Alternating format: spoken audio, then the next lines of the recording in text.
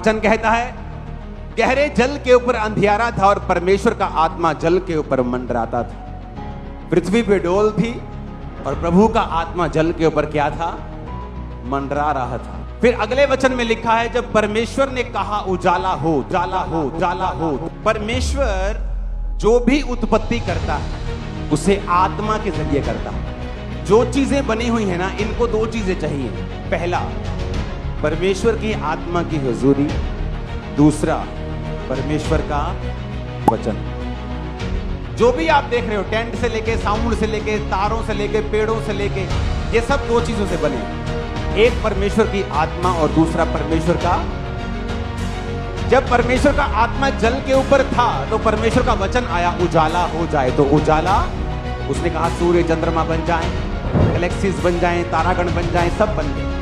कैसे?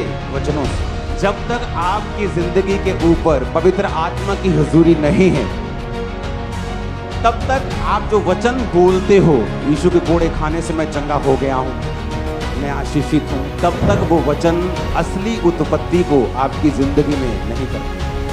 तो अगर आपको अपनी लाइफ में कुछ उत्पत्ति करनी है, क्योंकि आप भी परमेश्वर के जैसे बनाए गए हो, आप चाहते हो कि ये डिप्रेशन, ये बीमारी मेरे जीवन से चली जाए और हीलिंग की उत्पत्ति हो, हीलिंग पैदा हो, आपको दो चीजें चाहिए, परमेश्वर का आत्मा और परमेश्वर का।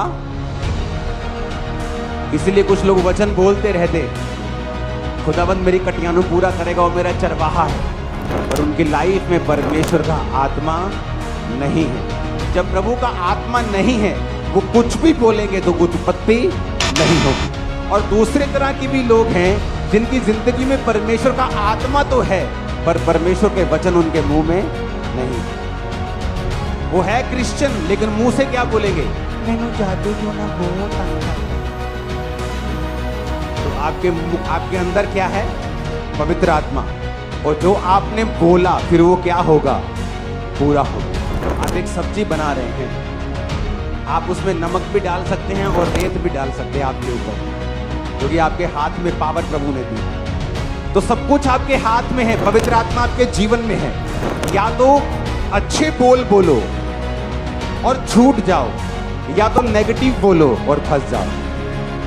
परमेश्वर को उत्पत्ति करने के लिए, किसी चीज को पैदा करने के लिए पवित्र आत्मा की प्रेजेंस चाहिए आपकी लाइफ में। और इसीलिए जब लोग आते हैं चर्च में, कहते मैंने बपतिस्मा ले लिया, मैंने परमेश्वर को ग्रहण कर लिया, पवित्र आत्मा को पा लिया, लेकिन चंगा नहीं हुआ।